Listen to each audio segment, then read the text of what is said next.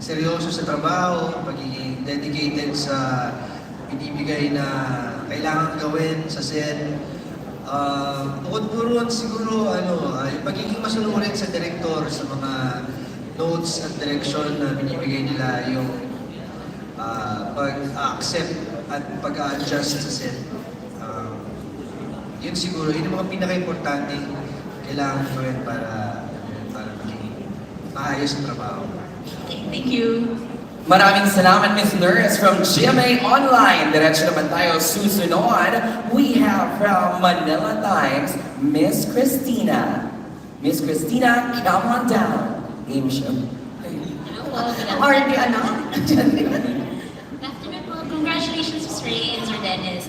Question, Ms. Ray, sa sunscreen jargons po kasi, usually they use the word filter to identify kung chemical siya or mineral sunscreen. But here you use zero filter.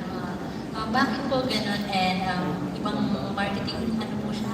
Hindi naman ma'am, kasi di ba nauuso ngayon ng filter? Di ba? Kasi kaya minsan nag-post talaga ako ng walang filter, not for anything else. Pero parang mas okay pa din na kung ang itsura mo sa social media, yun pa rin sa personal.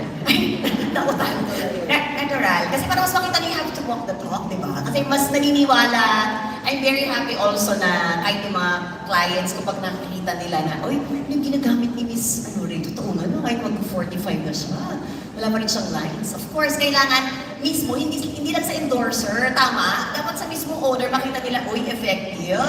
Na yung binibenta nila, huwag tayong manloko ng kapwa natin, wala tayong false advertisement. Kaya din po siguro na we're very lucky that we're still here, na kahit napakadami na pong naglalabasan na ibang brands, dapat doon tayo sa totoo ang claims. Kasi bumabalik yung clients pag nako-compare nila na, ay, mas maganda pa rin sa ganito, mas effective pa rin. Saka yung long term, diba na? Sige si Jai, saan siyang gumanda. So, pwede naman po na yun na mag-look good ka. Saka you have to love yourself di ba? So, kahit na walang filter, maganda ka pa rin. At saka totoo po yan, pagka-apply mo nung pwede kang mag-selfie, try niyo pong ilagay sa face niyo. Kasi yan po, for the whole body yung nakalagay na lotion, pwede po sa face hanggang sa baba. Ganun po yung gamit niya. Pagkalagay mo, nagduduwi na yung skin niyo. Pansinin niyo po, and then you can take a selfie and it's zero filter. At ang gamit po nito is paglabas mo, ito na lang yung dalhin mo.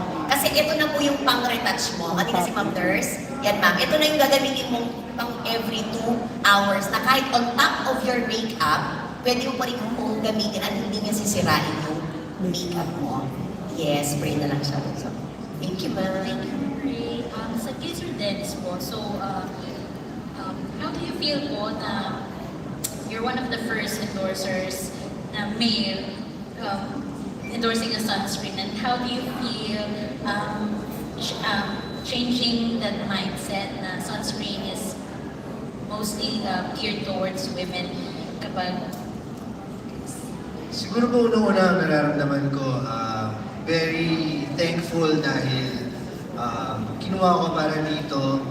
Dahil syempre, para mag-endorse ka ng isang produkto, kailangan yung talagang isang model na pagkakatiwalaan. So napaka-thankful ko na isa ako sa mga nag-endorse dito. And kauna-una lalaki na mag-endorse ng mga sunscreen dahil gusto natin din maging example sa mga kalalakihan na hindi lang dapat babae ang nag-aalaga sa mga balat nila. Kasi mabalat natin, isa lang naman yan eh. So kung ano yung pag-aalaga ng babae, dapat kung gusto mong maging maganda talaga yung balat mo, dapat tularan din ng mga lalaki para alam mo yun, makapagsimula sila ng routine sa kanilang mga buhay at alagaan nila yung mga balat. Yes. And last na po, maliban po sa pag-apply ng sunscreen, ano bang ibang tips ni Ms. Jen na-imbibe niyo na po sa inyo, na kayo na mismo yung i-implement? Ano ba? Mga tips niya, gamitin ko yung mga produkto ng beauty girl. Tsaka syempre, marami siyang naituro sa akin bukod sa pag-ayos ng mukha, tuwing umaga. May ginagawa ko din yan. Massage. Totoo yun. Lahat na Sa siya. face yoga, yung gouache po, gamitin ka napakaganda. Siya po yun. Miss Migas. Nakakawin sa kanya yun, yung pag-massage ng